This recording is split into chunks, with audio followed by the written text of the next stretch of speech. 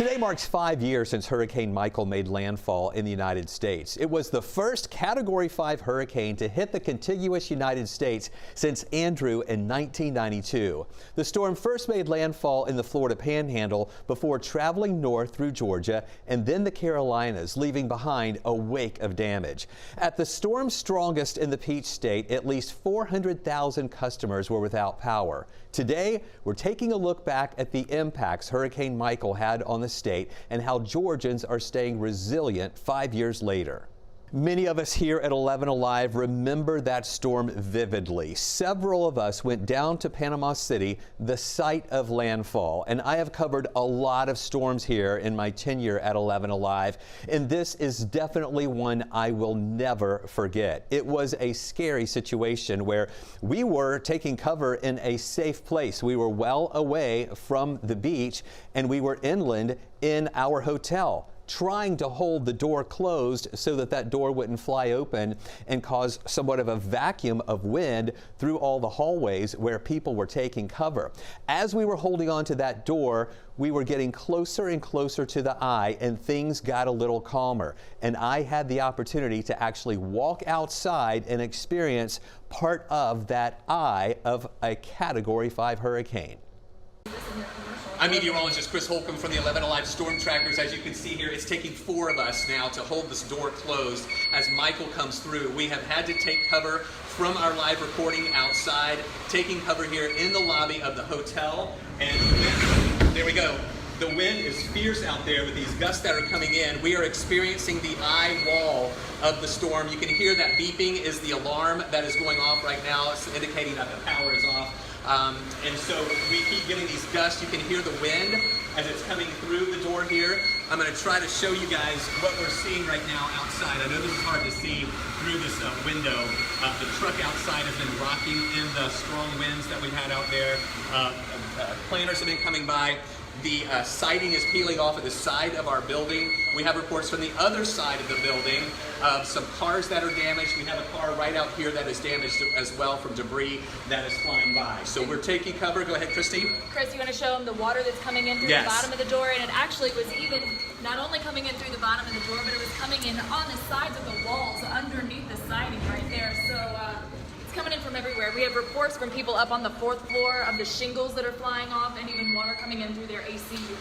All right, so we're going to hold this door closed. If this door happened to blow open, then we would get a wind funnel through the halls here, and that would not be a good thing. So we're holding this closed and taking cover for now from the 11 Alive Storm Trackers. My colleague, meteorologist Chesley McNeil, was here in Atlanta covering the impacts as the storm pushed into Georgia.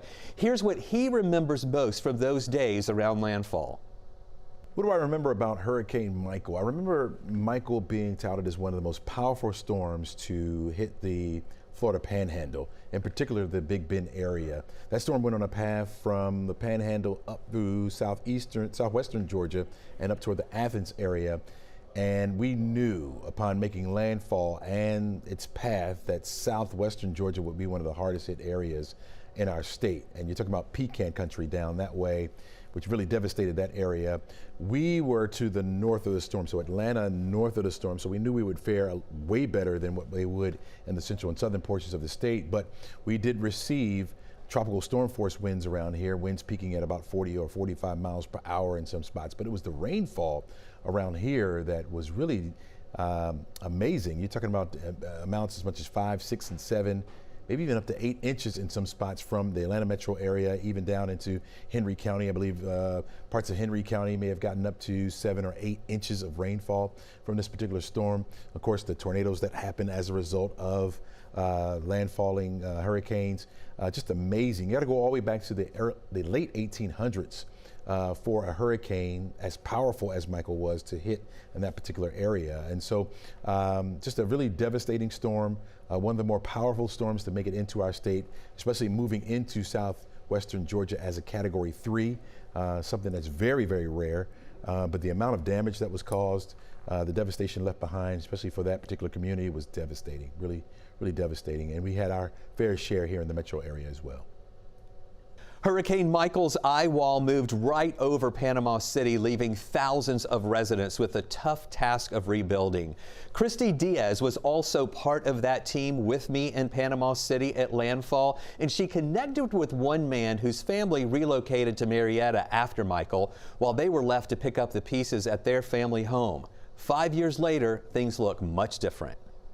We last spoke to Paul and Lucille Hunt in 2018, a year after Hurricane Michael leveled their Panama City home. At the time, they were living in Marietta with family, still trying to process their loss. Today, they're back in Panama City on the same street, in a new home, rebuilt in the same spot they were before. We lost basically everything. I think you saw the pictures. Yeah. And it took us, what, two and a half years to get back, but we did get back, and we are so comfortable. I mean, we are so pleased. Yeah, everything turned out just right. I believe God knew what he was doing when he took that other house. You know, it took all of my trees out of my yard, all my pine trees, and I don't have to rake anything anymore. No trees, no roots, just grass now. I was glad when it was all over. You know, the stress, the going back and forth, him being here, I'm not here. You know, it was stressful. But thank God for family. You know, God's support from family. As Michael moved inland, it entered southwest Georgia still as a Category 3 hurricane. Donaldsonville, a corner city with about 3,000 people, was among the hardest hit. 1 year after the storm hit, reporter Matt Pearl visited the city to see the small building blocks of recovery taking place.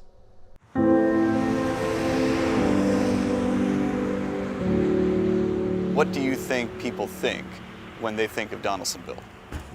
I feel like personally that, you know, a year later, that people feel like we're fine. We've overcome a storm, and we truly have. But what does that mean exactly? Come on, come on, rascal. I'm Mitzi Moy, come on. And I am city council member in the city of Donaldsonville. I'm used to being able just to open the back door and let them out to run. I never thought a year later I'd be living in the local hotel.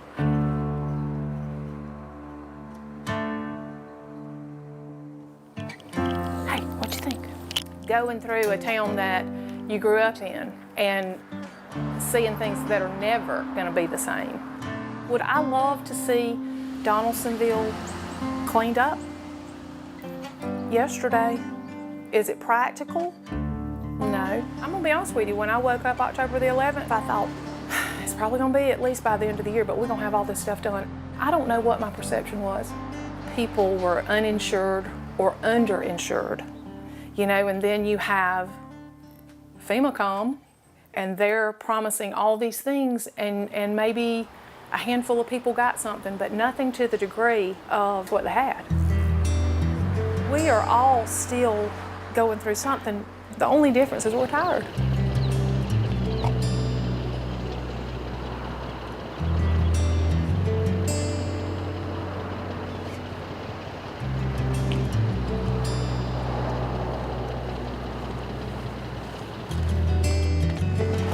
We need cheerleaders. We don't need people in here going, oh, bless their hearts. We need cheerleaders. We have done a whole lot. We just have a lot to do.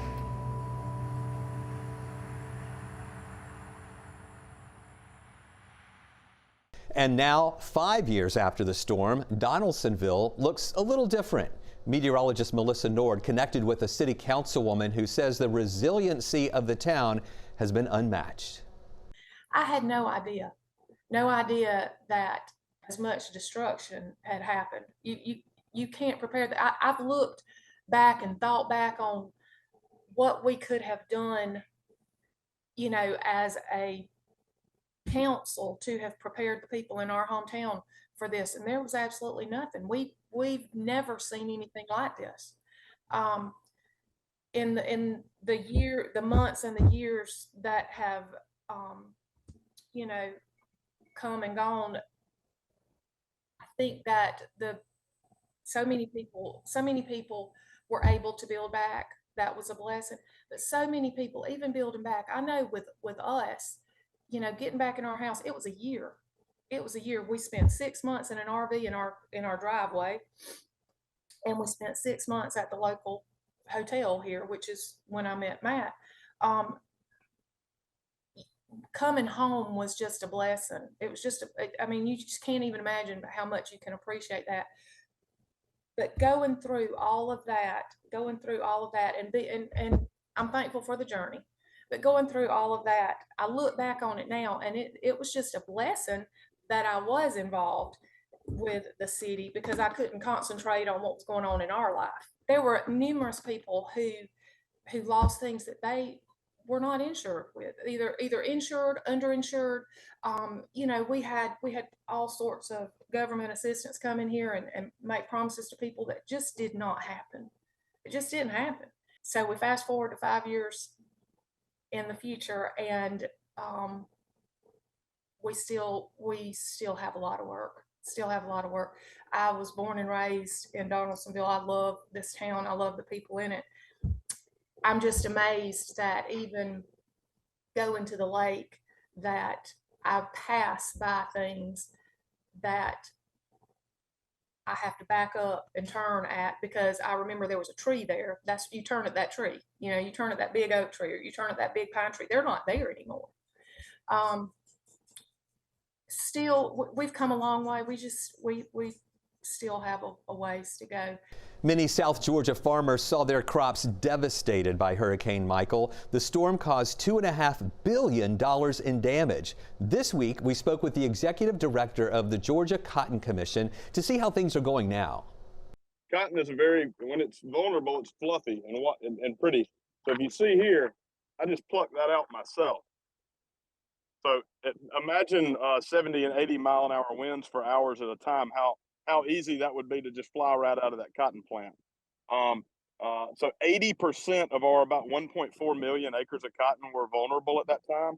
UGA estimates that we lost around 1 million bales of cotton, which 1 million bales is somewhere around, that was probably at the time about $400 to $450 million worth of cotton. The government stepped in and helped our producers. I'm not going to say it made them whole by any means, but they created a process for producers to get a cash infusion in most cases. I heard of a lot of producers who came up with creative ways to get right after that. A lot of people that were also in the livestock business might have sold a herd of cattle. Are there people that are still suffering from the after effects of Hurricane Michael? Most certainly, because margins in agriculture are so thin. The pecan industry was the other main Georgia ag staple that was hardest hit by Michael. Christy Diaz reconnected with one South Georgia pecan farmer who faced significant hardships in the aftermath of Michael. Years later, he shares how he diversified his crops and also ventured on a new endeavor to help others.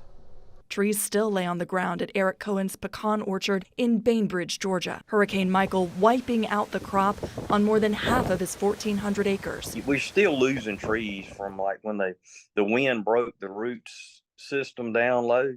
It takes pecan trees 10 years to bear fruit, an eternity to a farmer looking to recover. So Eric decided not to replant most of his trees. The ones he did replace still have about 5 years to mature. We lost generational money, and it just weighs on you. How were you able to survive? How were you able to keep your farm?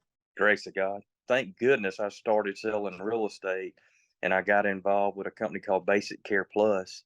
I helped develop it basically from the hurricane, from all the mental illness and all that was, you know, it was just so hard. Hurricane Michael caused more than $2 billion in agriculture losses in South Georgia. In the year after, suicide and depression increased. So now Eric serves as an advisor for a program that helps improve access to health care in rural communities, providing everything from mental health to primary care in a membership-based plan on an app. And in about 10 minutes, you'll have a doctor on demand or a therapist on demand, whatever you need. It was really designed for truck drivers and college kids, but I'm moving it to the farming community as well.